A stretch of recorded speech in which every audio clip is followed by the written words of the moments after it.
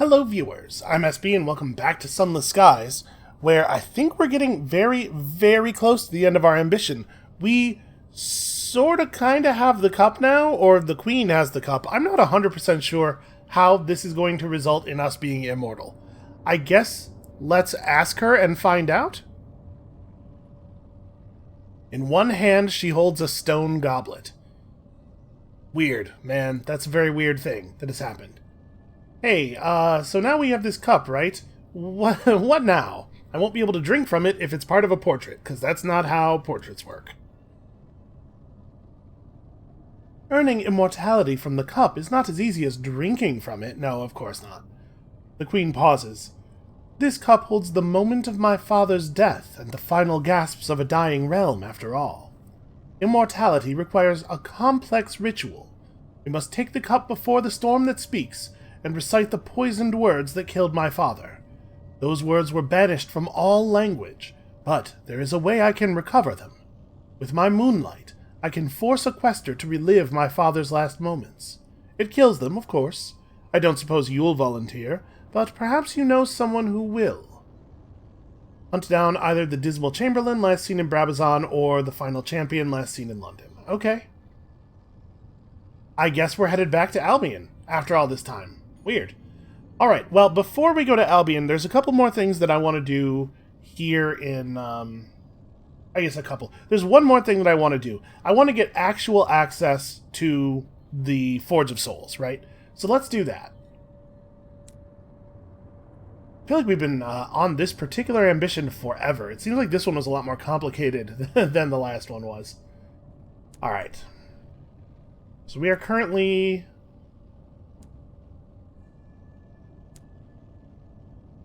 We're currently at the Shadow of the Sun.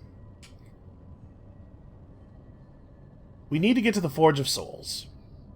We know that there's a red Logos over here who will probably want to fight us.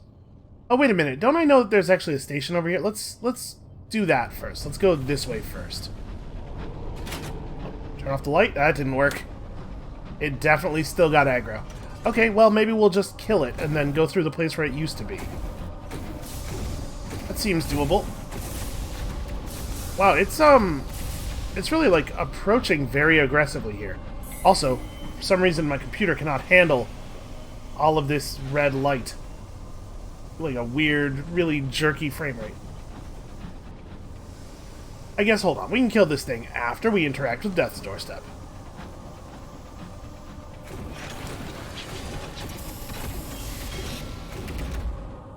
Okay, what is this? I guess if we do Death's Doorstep while the Logos is hanging around, we're gonna get this sort of choral effect in the background the whole time.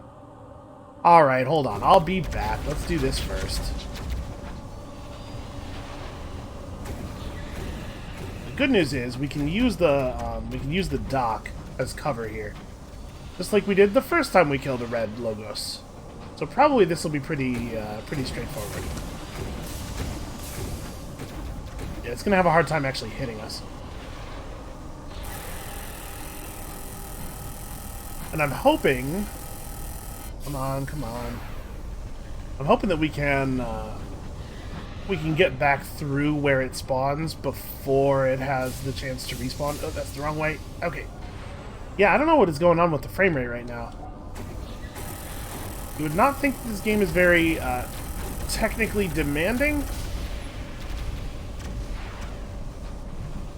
And I feel like we haven't really seen a lot of slowdown or, like, issues since we stopped hanging around in the Reach so much. The Reach definitely has some problems. I wonder if that has something to do with, like, it just being the first region that they made. Oof. Okay. This thing is, it's, like, refusing to fight me from any angle other than directly below us. Like, it understands the, the aspect ratio problem.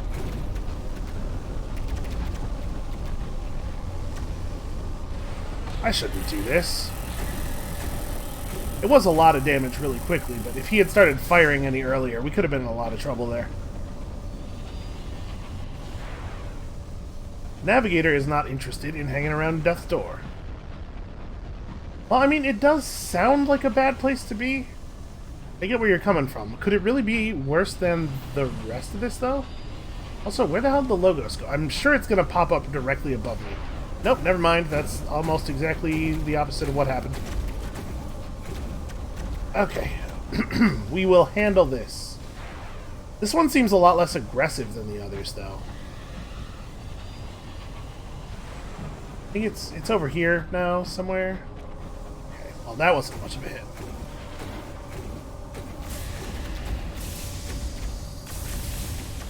Okay, just non-stop side dodging. All right, it is definitely shooting out more red. It sort of looks like it's bleeding, but then again, it always sort of looked like it was bleeding. I think we're close. And they're very visually impressive, but they're not actually very dangerous, and so, because they're not very dangerous, I really wish they had less health. Because fighting them is not, it's not, like, scary so much as tedious. They just really take a lot of beating.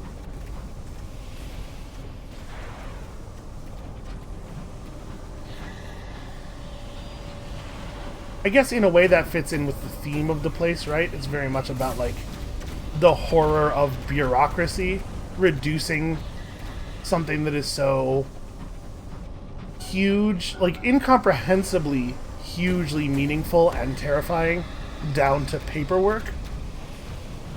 And this is sort of like the mechanical combat equivalent of that.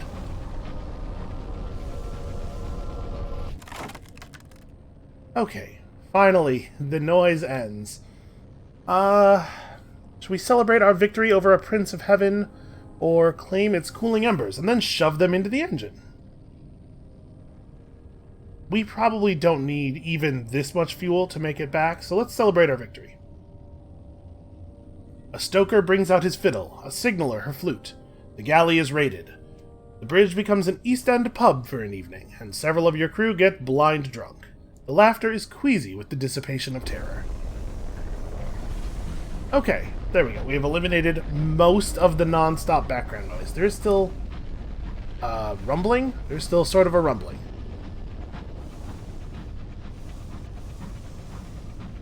Okay, now let's see what Death's Doorstop is all about. A knot of houses surrounds the station. Past these, the landscape declines into mud and misery. Somewhere beneath that bleak mire lies the Catafalque, where spirits approach their end. An austere, ugly little town has sprung up around the station, built and inhabited by spirits too afraid to pass beyond the door. Yeah, I can understand why they might be. It has no official name, because officially it should not exist, but some of the Blue Kingdom bureaucrats sneeringly call it Death's Doorstop.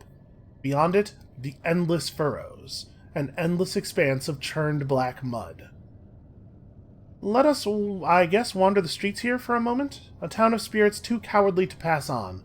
There are few such specimens. Only the most committed kind of cowardice can survive death. A servitor is hurrying towards you through a garden. Its robes flap, and its porcelain mask is discommoded. It clutches an array of scrolls, diagrams for a new form of servitor. It stops in front of you. The voice in its jar is scratchy and out of breath. It asks you if you can give it directions to the Forge of Souls. Well, the Forge of Souls is dormant. I don't know that I'm going to be able to help you with that, buddy. The servitor bows once, stiffly. After considering a moment, it hurls the scrolls and diagrams in its arms across the garden and stalks away. I'm kind of surprised that we couldn't just say, yeah, I'll take you there. Especially considering, like, when the Forge of Souls reopens, it'll be because of something I did, right? We could have told the poor guy that we'd figure it out for him. Okay. Make your way to the Endless Furrows, or... Let's not go out to the endless expanse of churned mud just yet. A stocky spirit is waiting, buckling under the weight of a golden urn as tall as he is. This is the daughter's chosen ambassador. Some of the yoked spirits speak through the voices of the departed, which they carry in jars or other containers. You've never seen an urn quite so large, though. Greetings, sister. A voice echoes from the urn, a voice that is honey poured over thunder. You could huddle around it for warmth. I understand we are to be partners in the Blue Kingdom's first diplomatic enterprise. Well, what are we waiting for? Asks the mesmeric orator, chuckling the warmest, kindest chuckle that has ever issued from a pot. He marches aboard your engine. We are to establish the embassy at a place called Hybris. Really? There? That's where you... Okay, I kind of assumed we'd be doing it in New Winchester. That's fine. We can do that. Alright, let's see what all of this mud is about. Once, the vast grounds around Death's Door were called the Seven Concentric Gardens. There were flowers, grass, trees, leaves still attached. Now, there is mud. A squalid, black, hungering mud, and a seething sea of the masked dead, digging and scrabbling, churning, overturning, searching. Useless now to try to cultivate even a blade of grass, but a few yoked gardener spirits dash between the trenches, rakes and hoes aloft. They are still stubbornly attempting the impossible. We have the opportunity to speak with a sedulous devil about the navigator's quest. Were we not... No, for some reason I was thinking we were trying to get into the Forge of Souls for the navigator as well. That's the Clayman. Okay, the devil rushes towards you. He is charged with handling a specific set of unusual cases, and apparently Altan, borne upon his friend's back, is one. Let's get you where you need to be. Just the one. The devil pulls out a pair of calipers to measure Altan's left ear. This way. He leads you past rows of shuffling dead. As you walk, the devil squints at the navigator, first through one eye, then the other. Oh, that is clever. What do you think that's in reference to? He gestures downwards to a stone slab coated in mud. This door for Altan. The devil turns to the navigator, shaking his head. Your circumstances were a poor fit for your soul, so you changed your circumstances. A neat trick. Man fits you so much better. He turns several pages on his clipboard. Sign here, please. And then, with another handshake, he's scurrying back across the furrows. You heave Altan's door open and drop into the darkness below. Okay, that's what he's referring to. The fortunate navigator has spoken with the sedulous devil. He knows which is the correct line for Altan to pass through Death's Door. Below the mud, you find yourself in the Catafalque, a candle-decked labyrinth, filled with the endless lines of shuffling, silent dead. Death's Door waits at the other end of the tunnels. Most of the candles are burned to stubs, leaving the floor caked with runnels of wax. Logoi, the living words of the sun, patrol the tunnels. Wow, there must be some pretty large tunnels. Their elegant sigil forms roar with fire. They, and a few stubborn candles, are the only light left. The walls are etched with the final words of the voiceless. If you hold up a candle, you can make out some coherent words. Yeah, I think we should definitely do that. She held my head beneath the waves, my murderer, my love. God, I am sorry for my sins with all my heart. If you read this, I'm sorry. Where are you? Where are you? Is this all there is? That's a single savage secret, is it? That feels a little bit more significant than that, but okay. We could recruit crew from among the waiting dead, but of course we won't be able to take them out of the kingdom. Doesn't seem really worth it. So, do we just press deeper, or do we properly join the queue? I mean, there are rules here, but we could be here a really long time if we don't make our own way, right? I guess let's try this. Fortunate Navigator holds Altan as he did when he first carried him from the tomb, like a knapsack on his back. The Navigator's face is as expressionless as a waxen mask. He moves closer to you, so that his shoulder brushes your arm. Captain, before the Navigator is an endless line of the dead, plodding in silent acceptance. The Navigator gazes ahead, peering into the dark. He leaves the line. This isn't right, he says. Take us back, Captain. This was a mistake. Huh. I wonder if that's fear, or... I was very curious. Well, we have some other things to do here. Let's search for the industrialist's lost love. Perhaps we'll be lucky, and she hasn't already entered the Catafalque. You trudge up and down the furrows, calling the lost love's name and asking shades if they've seen her. They respond with a shrug. You're forced to pause when you lose a boot in the mire. She's already entered the Catafalque, you know, says a voice from below. Rescuing your boot from the mud, you turn to discover a yoked spirit looking up at you from a nearby trench. I heard you calling her name, he says apologetically. I met her a few weeks ago. She found her door, and she's in the Catafalque now. If you want to follow her, you'll have to dig.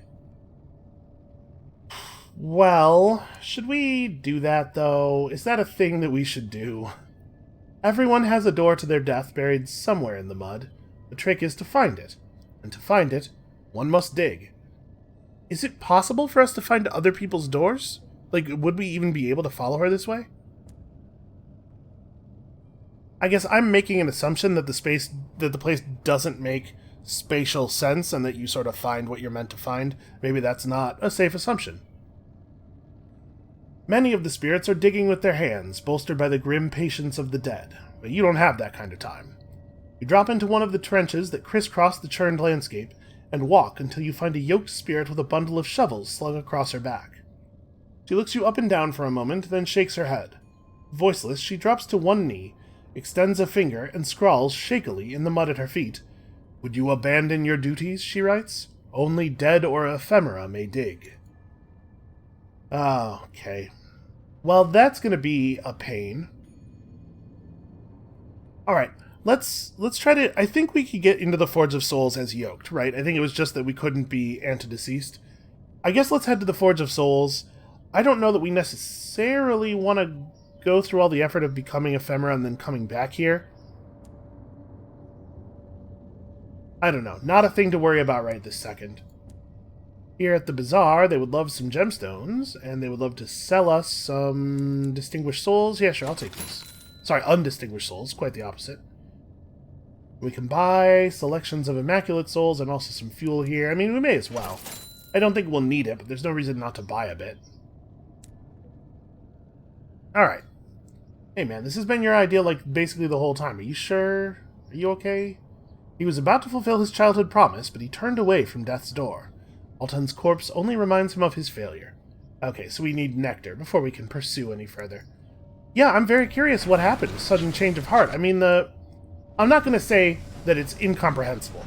The place is overwhelming. That might be the best word for it. But this has been his purpose for as long as we've known him, really. Just a little, it's a little jarring. Alright. Well, we'll check in with him again at Sky Barnet.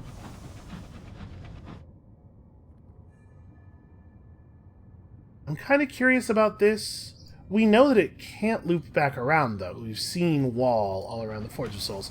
I guess let's send out the Ratronaut. Maybe he can help us figure out if there's anything worth looking at over there. Seems like there might be. I mean, some of these could be platforms, right? That one especially.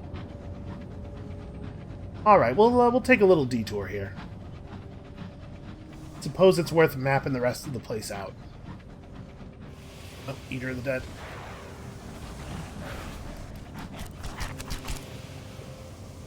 Unfortunately, I don't really know how to fight one of these things without getting pretty beat up by it.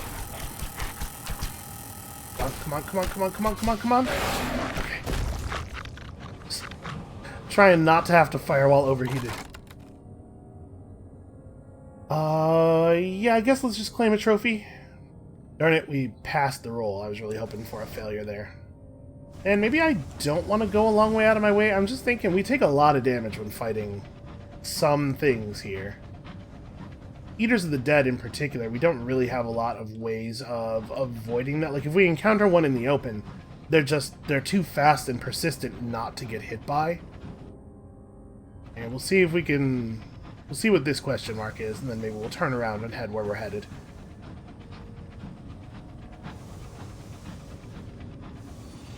Okay, it's a small amount of luggage. Huh. Where does this go? I suppose this could go around here. We should probably check.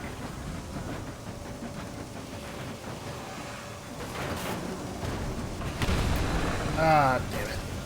This is, like, completely not ideal.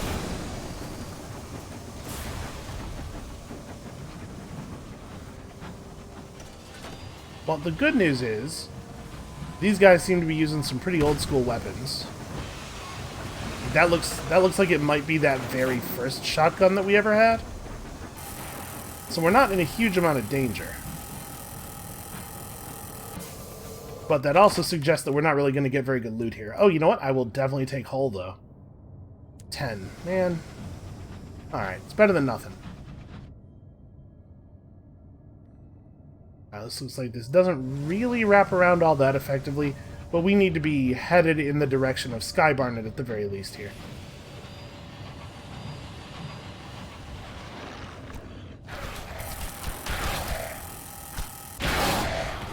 So we go ahead and fire while overheated.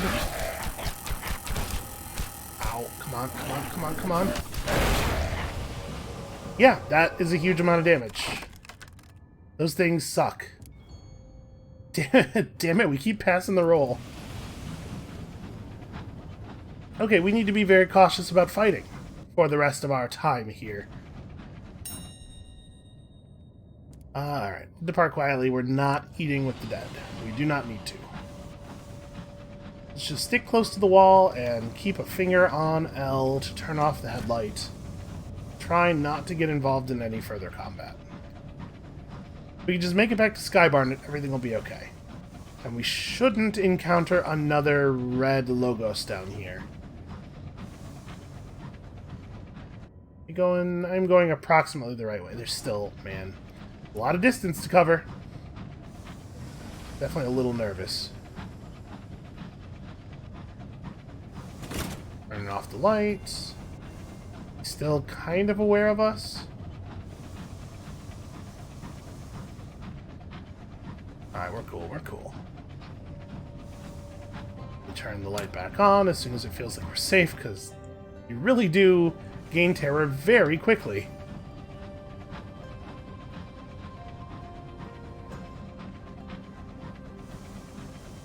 There's definitely like a, how do I want to put this? Almost like a Douglas Adams or Terry Pratchett-ness to the final area of the game, the Kingdom of Death, just being a big bureaucracy. Like, nothing about this, well, maybe not nothing, because the logoi, but very little about this is, like, new and terrifying in the sort of visceral way that a bunch of the stuff in Eleutheria is, especially the giant eyeball.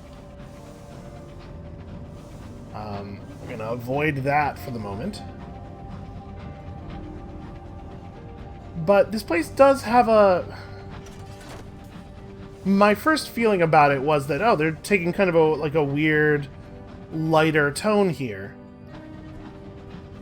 But there really is, come to think about it, something very terrifying and awful about the reduction of death to basically a thing of paperwork.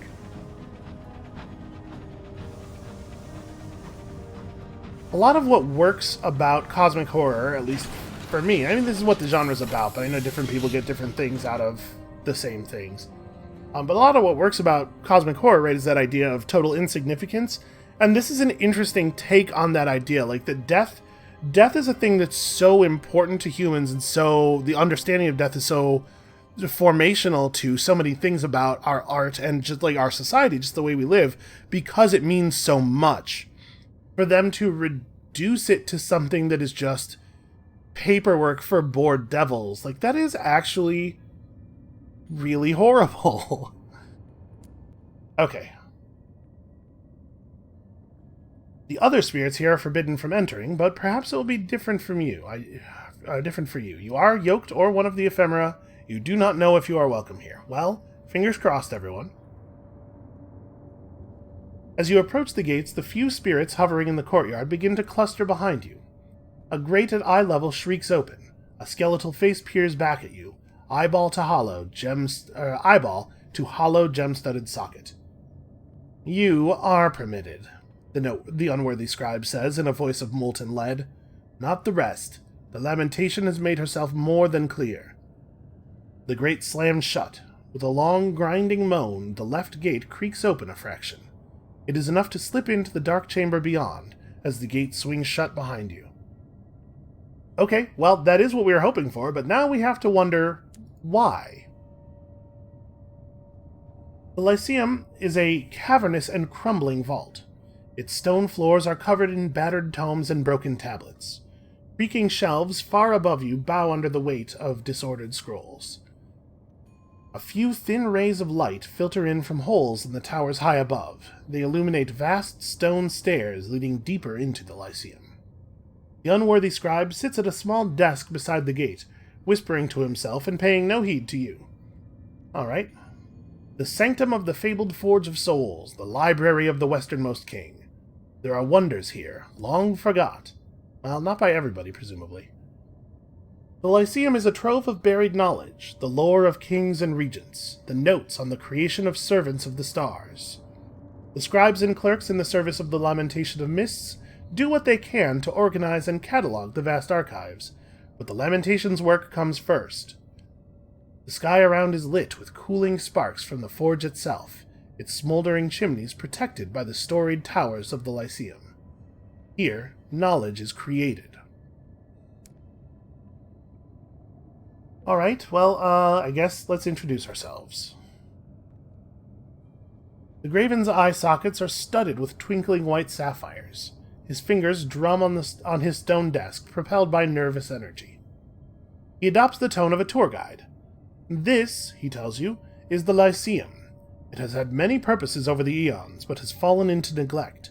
The great Lamentation of Mists aims to restore this once glorious citadel to its former stature, but it will take time and work and patience. He looks about at the voiceless spirits shuffling disconsolately through the stacks. The Lamentation has had to take what help she can find.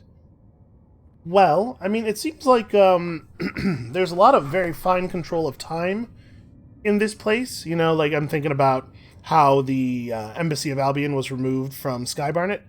So couldn't they do some of that stuff here? Let us inquire about the Forge of Souls. I have some things to do there. It would be great if we could find it.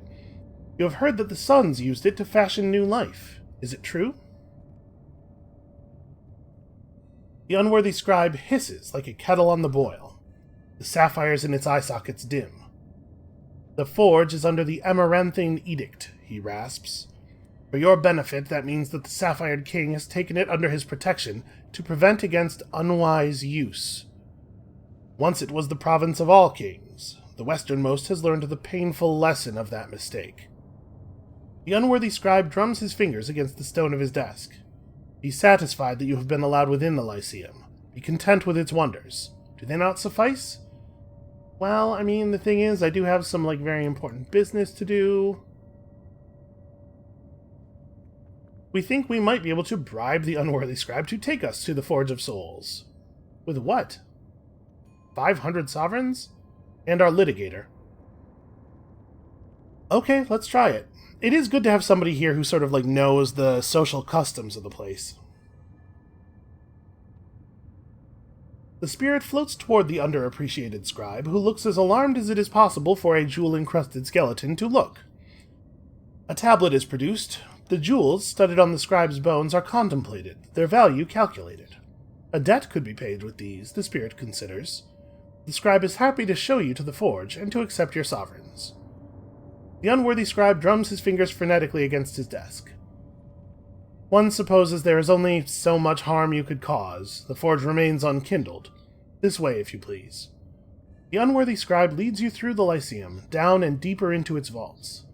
You pass unlit furnaces and empty vats, the hollowed-out shells of colossal towers, all shrouded with a thick carpet of gem-inflected dust. The scribe tells you that once all of the Lyceum was the forge, or rather, the Lyceum was a small part of the forge. But this, he tells you, leading you up a dizzying stone stair, was its heart. Okay, that was remarkably easy. The forge comprises the colossus of stone towers at the heart of the Lyceum, huddled together as though frightened. A single gate permits entry into the innermost sanctum. The ground is carpeted in knee-high drifts of scintillant chromatic dust. At the base of the forge there is a lone figure, the first venturer, guardian of the Forge of Souls, now sifting through the dust and ash. Okay, let's have a chat with him then. The First Venturer is a hell of a name. A man who spends his time tending the forge. He is covered in scars from old frostbite, acquired from traveling across the skies. When he is not working, he can be found in the courtyard between the forge and the Lyceum, sifting through the sands of dust and gemstone accrued at the forge's base. Hey man, how's it going? What's up? The man smiles, creasing his aged face. He introduces himself and seems genuinely curious about your own reasons for being here. He tells you that he journeyed here long ago. Before Her Majesty opened the door to the heavens, he and a bold Z-captain slipped through it and had the skies to themselves. Now he looks after the forge. He has, he mentions, made a promise to a friend long gone. I wonder if there's a particular thing in the Sunless Seas lore that this is a reference to.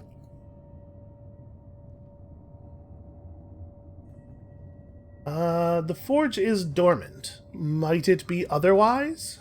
Is there anything that could be done in that direction? The venturer chews his lip thoughtfully.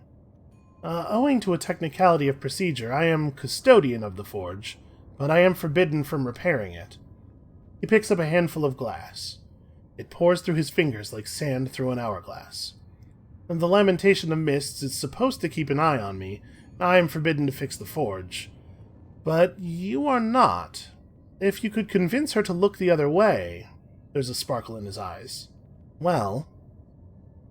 Okay, I guess we could just ask nicely. That's not how I figured we were going to do this. You know, Sister Patel is very much a do it quickly and damn the consequences kind of person, but alright, I guess we'll ask for permission.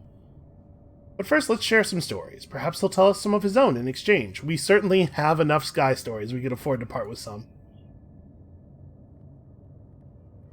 He fetches wine, Greyfield's famous mushroom wine, from the Neath. Not many bottles left, he confesses. I must be careful. I promised to save the last. He fills your cup and his, and asks you about your adventures, and the long road that brought you to the Blue Kingdom. At last, you angle the conversation toward himself. Ah, he says, I was first through the horizon, not the Parsifal. I. We opened the gate and sailed through. I wasn't alone, as I am now. He smiles. My apologies, as I have been until now. His conversation turns somber as he speaks of his old companion, whose duties have since been taken on by the Clerk of Sevens, who opted to take their place. The venturer, too, serves out his sentence here. One day, he hopes he will sail the skies again. Wow, we traded our sky stories for nothing. I mean, not that I care, but it's weird that we didn't really get anything in response there, or in return. Okay, well, I suppose that we'd better go have a chat with the Lamentation of Mists.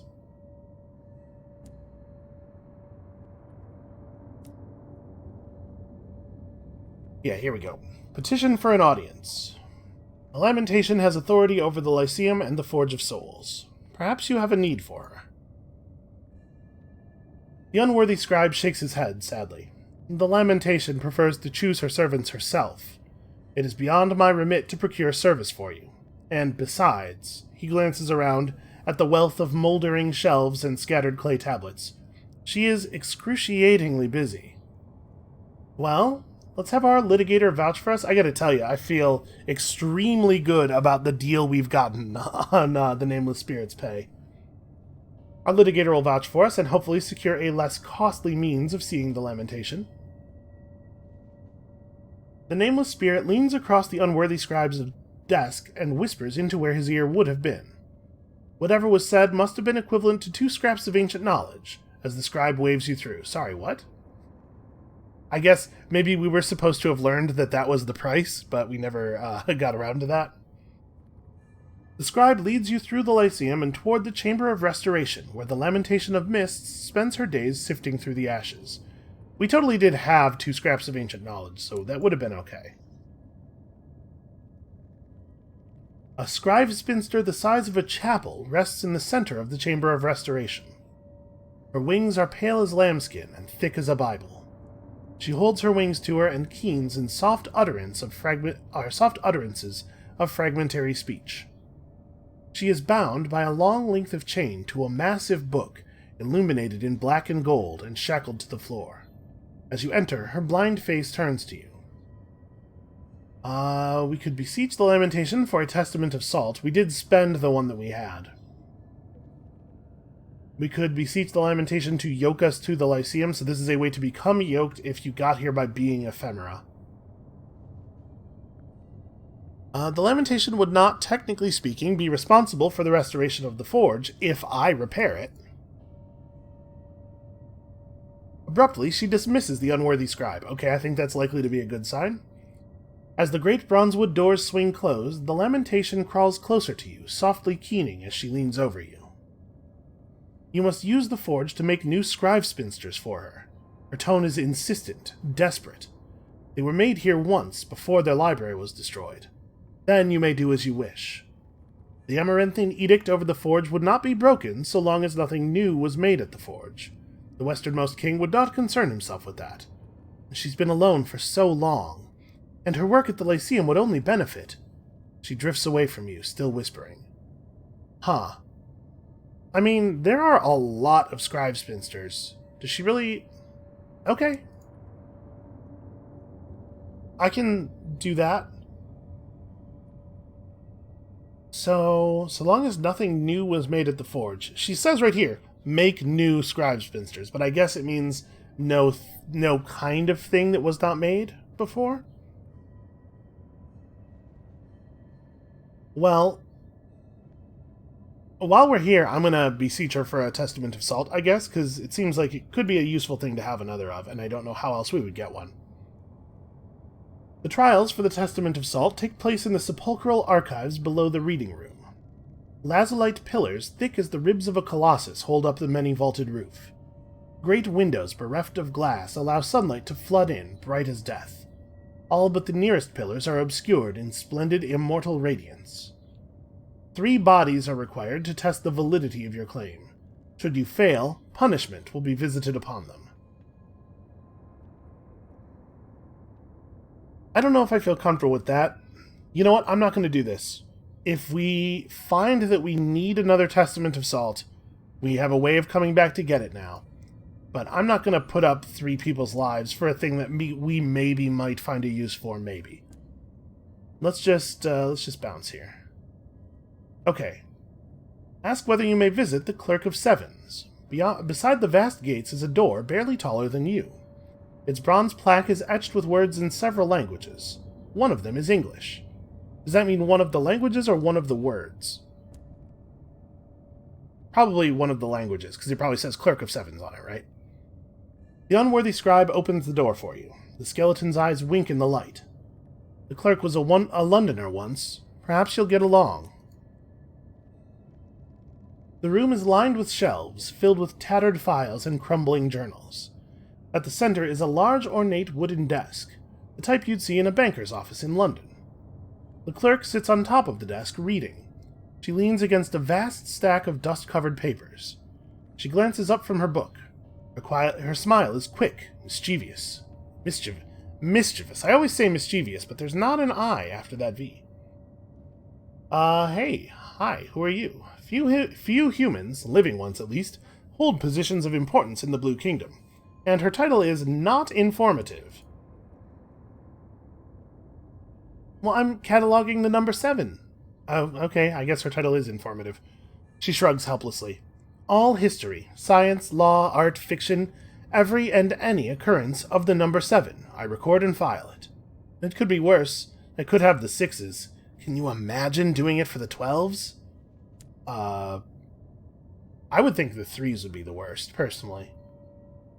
Okay, do you need some help? She wants you to help her out of her bibliographic hell. Listen, she says. I wasn't the first through the Avid Horizon, but I was pretty close, and I made a bad deal. I didn't know much better then. Have you been to the Forge? The Venturer there was the first through. He and the captain who brought him were bound here in service. The Venturer chose to stay here, but I gave up my locomotive so that the captain could escape. Now I'm bound here in the captain's place. She snorts. I didn't come to the skies for this. I want to leave. The correspondence is my way out. With the right sigils, I could fashion a loophole, or at least a temporary exemption. That seems very dangerous, though. I've learned as much as I can of the correspondence here at the library. The signs I need are obscure ones. I can't find them here. She hands you a sheaf of notes and a couple of charred books. I've scraped together some clues to locations the sigils might have been used. If you can collect me, say, half a dozen of them, I should be able to amend the terms of my service enough to free myself. For a time, at least. There are 18 sigils scattered across the sky in ports and discoveries. You need to recover any 6 of them. The note says, Lustrum? And what about the Logoi? Or, swallowed by the past in a place where the weft of time had frayed. What does this mean? Huh. Well, that's very interesting. I was kind of hoping that she would have some idea of what to do with the forge, because I still very much don't. But I guess we'll just go back to the Venturer and see if maybe he does. Let's have a look at the clerk's work. The top sheet of the nearest pile is titled The Constellation of Sparrows. Here, the clerk has been recording the reign of the constellation's 7th son. To the side of that pile is a hefty file. It is marked as the 5th of 26 files, on every 7th bronzewood tree growing in the reach. Her work is certainly thorough. As I expect it has to be. Okay, let's head back. There's nothing here but the Clerk of Sevens and a vast amount of paperwork, and neither of them are going anywhere. Okay, so back to the forge. The first venturer can assist in restoring the forge. Let's try it. Within the forge are many chambers housing ovens and kilns, furnaces and forges. That's not how semicolons are generally used. They are blackened with soot and glass, and all stand empty. Once, every chamber of the forge was ruled by its own spirit, who allowed the chamber to perform its functions. Now they are gone, mad or lost or slumbering. To relight the forge, the spirits will need to be drawn back. So we could provide souls, condemned experiments, and bronzewood. Do we have to do all of these, maybe? The first venturer looks over your collection of souls. Slag, really, but we must whet their appetites. There are eerie lights in the forge as the first venturer melts away the souls, freed from their glass, like so much candle wax. He pours the remains over the kilns. The Red Ministers will be pleased, he says, offering these spirits far more affection than the slurry of souls now dripping over the clay. They're returning, he tells you. Or waking, at least. Forge's strength grows. Okay, so we can do the same options repeatedly. How many condemned experiments do I have? 6? Well, I have no problem giving him all of our jumbles of undistinguished souls. Let's start there. The Red Ministers. That's definitely like a worrying title. Alright, let's throw all of these in. Forge's strength grows. And then we don't really have anything to do with our condemned experiments. I guess we can give up all of these as well. The Venturer hands you a torch and instructs you in the melting down of your condemned experiment. The remnant you gather up in a clay bowl. The remnant you gather up in a clay bowl, and with mortar and pestle, grind to a fine powder. This you sprinkle over one of the empty kilns. Good, good, the Venturer tells you. This will inspire them, make them remember their purpose. A chaos of light. The Forge of Souls is operational once more. Forge is filled with a clamor of voices and a coruscation of light. Coruscation? Yeah, that's another one of those words I've read but never heard somebody say. In his delight, the first venturer goes to embrace you, but thinks better of it. You've done it, Captain. The servants of the forge have awoken. Come, let us see who we can make. He leads you into the newly bright chambers. Along the way, he introduces you to the host of spirits. You meet thrones and dominions, the Red Ministers, to whom the Venturer is deferential in the extreme, the principalities of Chalcedon, the Sisters in Green and Gold, and the White Minister herself. The forge is repeopled with its spirits. The real work can now begin. That was not very much effort at all, really. I was expecting that to be a much grander thing to do. I guess the only reason it's never happened is that it wasn't allowed to happen, right? The great chambers of the Forge of Souls are ablaze with light. Smoke in blue and gold and black belches from the furnaces, attended by spirits in all manner of shape and hue and size. The spirits guard their dominions jealously, and must be entreated to lend their skill in the creation of new souls. There is work to be done. So donate items to certain of the spirits to gain unique aspects. These aspects can then be combined to create something of your choosing. So, after we create a Scribe Spinster, the Forge will need time to recover. We need an aspect of Verdance and Dominion. We can craft an Immaculate Soul. Aspect of the Hourglass and Dominion. We could craft Crew. Another soul under your aegis. Another body for your engine. Hourglass and Incarnadine. We can entreat people for these... Okay, it's as simple as bringing them the right things. So which of these things is what the Clayman is looking for? You will need to pay to enter the Forge again. You will, however, keep any aspects you have already gained. Well, did we have to pay to enter the Forge the first time? Well, there's nothing we can do here anyway. So we can secure entry to the Forge with a testament to the feather. Allow your Blemigan to enter the Forge. The Blemigan stands on your foot. It reaches up to your hand and gives it a firm, solemn pat. This is where it wishes to be. We will lose our Blemigan. Wow, Boy, I wonder what his what his story has been building to this whole time. What would happen if we lost him? He's giving us 1 mirrors and 2 iron. So we would effectively lose 2 iron. It would take us from 79 to 77. That's not really a loss. Okay. Yeah. This is where he wants to be. The Blemigan clambers through the furnace gate and into the Forge. It does not look back. Later, when you ask the venturer of the Blemigan's well-being, he chuckles. Cocky little thing, isn't it? Didn't want any help figuring out the workings of the Forge. Funniest thing, it made an identical copy of itself. A bit fatter, perhaps, calmer for sure. A mushroom at peace with what it is. That is, being a mushroom. Last I saw of them, they were heading into the Lyceum. Your Blemigan Voyager has created something to grow old and fraudulent with. It has traveled, adventured, and now it retires with companionship. What human could ask for more? Huh. Well, you know, I feel like we did a good thing here. I didn't put a lot of effort into it, but it was still good. Okay. So wait, I need to go back to the Forge of Souls. Alright, sorry, that option doesn't help us. I need to go back to that menu, at least. Okay, so we will have to exchange a Testament of the Feather to actually play with the Forge if we want to. And I've already forgotten what things we needed for the components and what components we needed for Scribe Spinster. But you know, thankfully, I'm recording all this. I'll just go back and look at the footage for that later. Forge a companion. The rekindled Forge presents an opportunity. You could make an officer for your crew.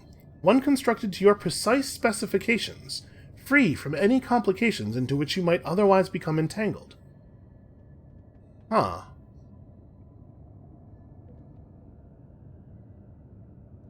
Okay, maybe once we've made the Scribe Spinsters, the Lamentation will give us permanent access to the Forge without having to continue to spend Testaments. Well, sure, let's consult the spirits of the Forge for the Clay Conductor. I doubt that I have what it takes to do the singing. Did we actually try? I don't think I did. It would take a gourd of chorister nectar. And the fact that it says here my knowledge of the clay choirs is limited makes me think that I probably can't do it. It might be the case that seducing the Clay Conductor would help. Like maybe he would tell me more. Or maybe we just, you know, make for him a companion here at the Forge. It is a little annoying that you have to... Ah, that's the wrong button. It is a little annoying that you have to click through to the forge every time.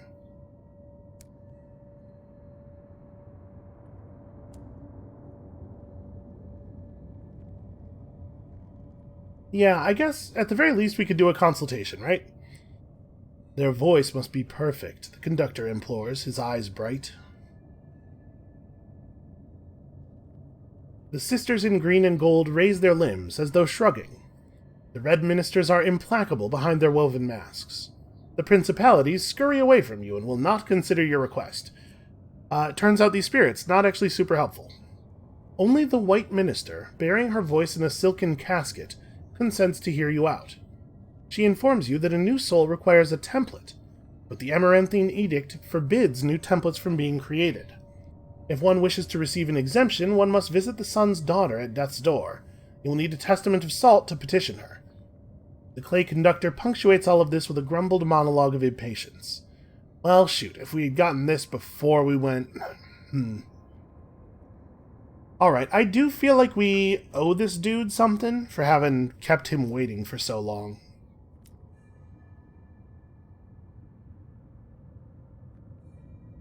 Alright, what about a rekindled forge, what about forging a companion in the rekindled forge? This seems like a useful thing to do.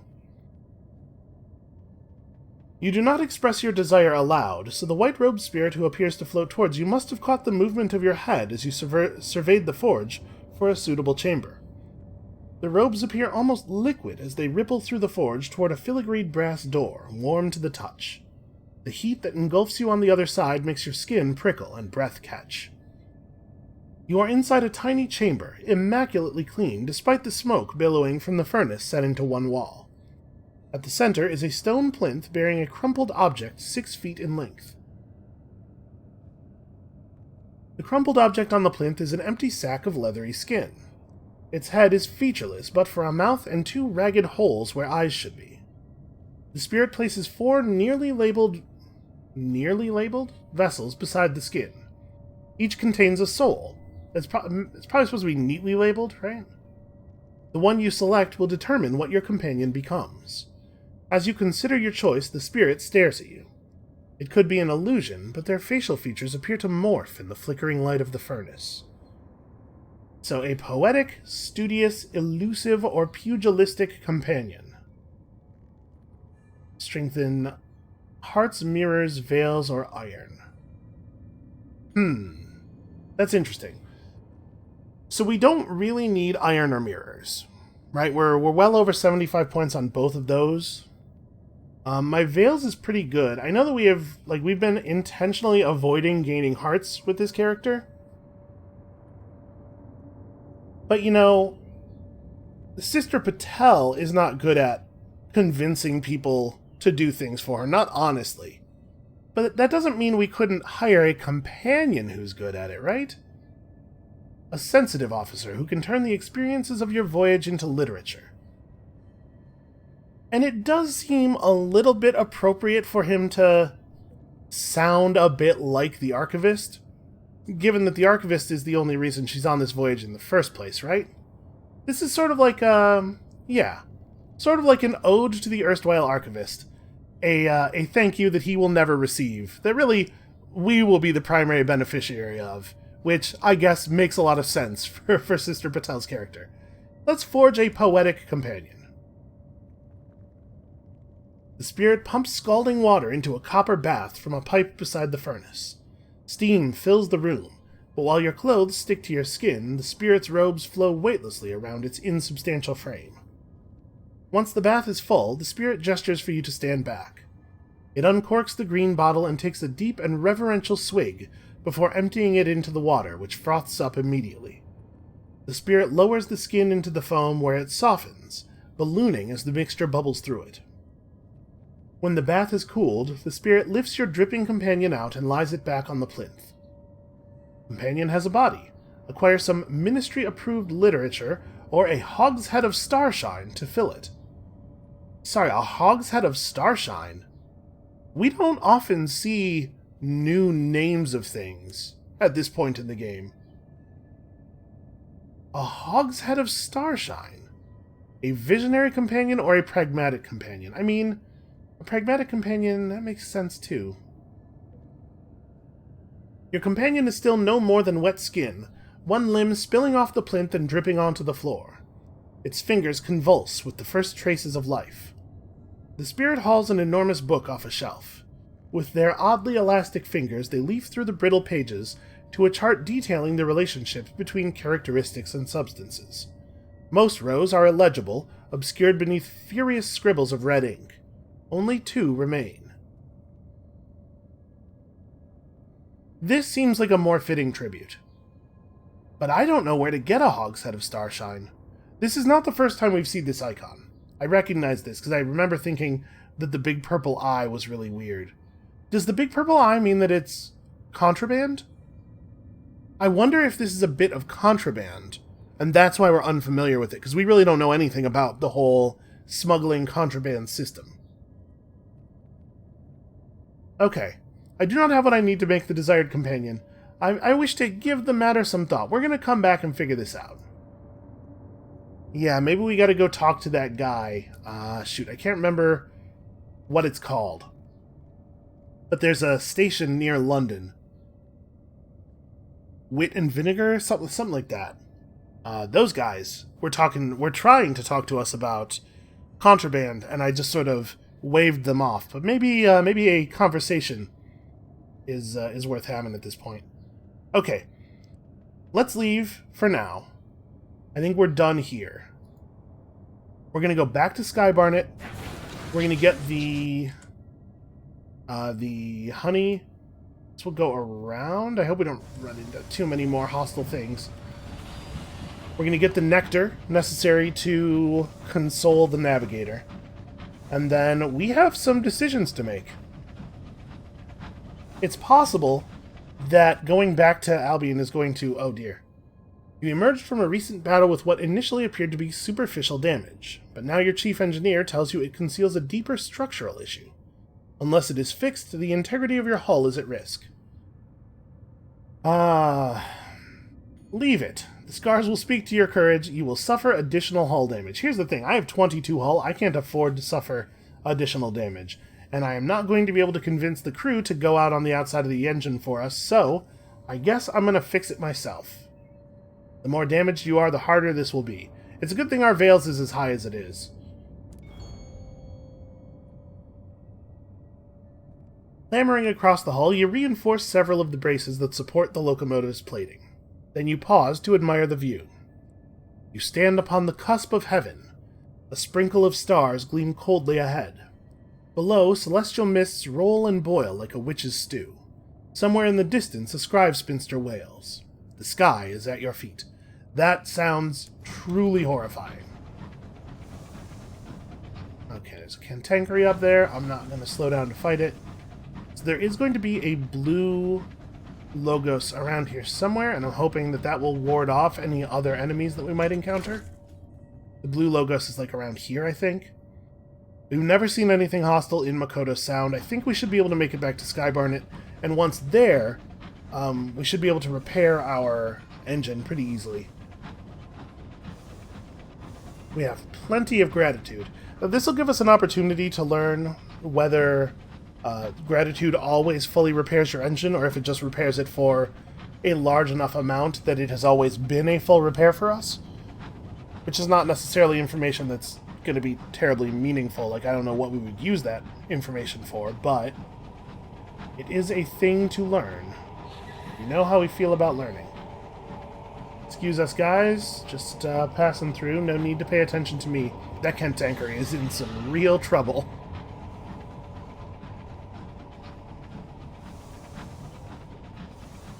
You know, I thought the Navigator's story was going by a bit too easily. I suppose there had to be some kind of kink in it.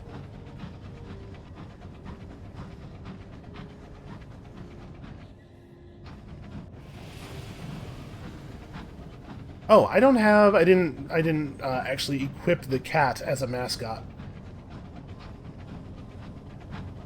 We've had a complicated relationship with a couple of cats, and so maybe we should leave the cat unequipped. You know, maybe the crew wouldn't be terribly comfortable with a cat as our official mascot. I suppose this one has probably endeared itself somewhat to some of them, though. Let's do that now before I forget.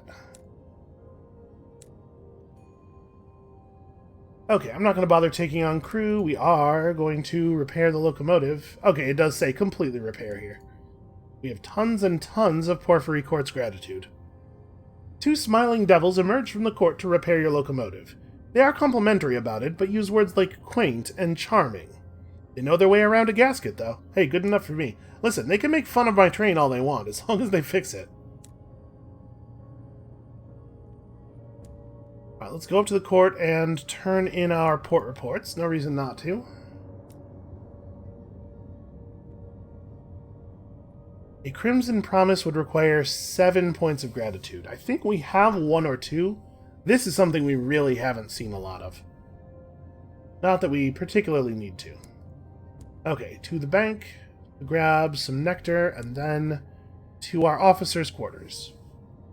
He was about to fulfill his childhood promise. What happened? The navigator clenches the hot toddy you've brought him. It's nice, he manages after the first sip, and thank you after the 4th. When the mug is finally empty, he turns to the corpse of Altan, propped to face the window. The family tomb was no good, too gloomy, too dark. But you were at death's door. You saw them.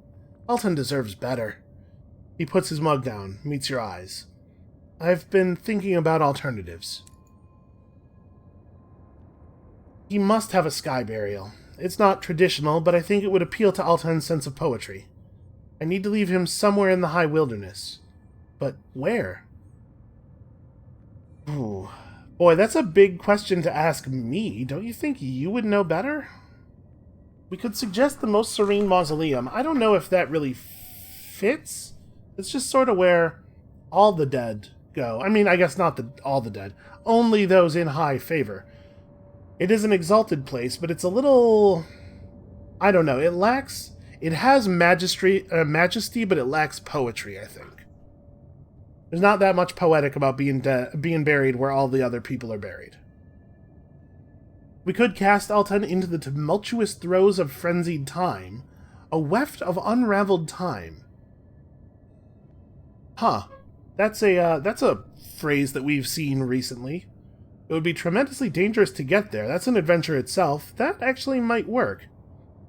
We could suggest the Mother of Mountains. He could be taken to the very peak. He'd be surrounded by only the winds and open sky. Rest after his adventures. The Avid Horizon, which is an eerie, beautiful location, a thing of wonder, a liminal place, caught between the past and the future.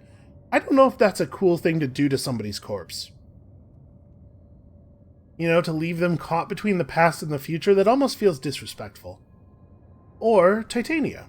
It is the most beautiful part of the Reach, itself a place of new beginnings and lifelong adventure. Yeah, that's not bad. I kind of like the idea of a weft of unraveled time. Right, he always speaks of Altan in a very adventurous tone. Altan would be going to a place that nobody can really say what will happen there. Honestly, I kind of like that. That appeals to Sister Patel's particular sense of poetry. That is it, yes. The navigator moves to embrace you. He remembers himself, and offers a handshake instead. That's perfect. A last journey to an uncertain destination. If he'd known this could be his last resting place, he would have begged me to arrange it. Okay, in a weft of unraveling time found in Albion. Well, we're headed to Albion anyway. Oh, I wonder if that's, occasionally we see those things that are like, twisting and, like, bubbling in space. I wonder if that's a weft of unraveled time. That'd be a little bit of a shame because we don't have any way of encountering one of those on purpose, I don't think, but we've certainly seen them often enough. Yeah, that might well be what we've committed ourselves to here. And then I feel like there was something else I was going to do here, but I can't remember what. Oh, I was going to grab some stuff and head back to the forge. And that is a process which will require me to look at the footage a little bit to figure out exactly what it is we need to grab. So, I'm going to call it here for today. Thank you all so much for watching. come back next time when I will have figured out exactly what payload we need to bring back. And we'll do that. We'll do the thing. We'll go back to the forge and do some things. And we'll see you then.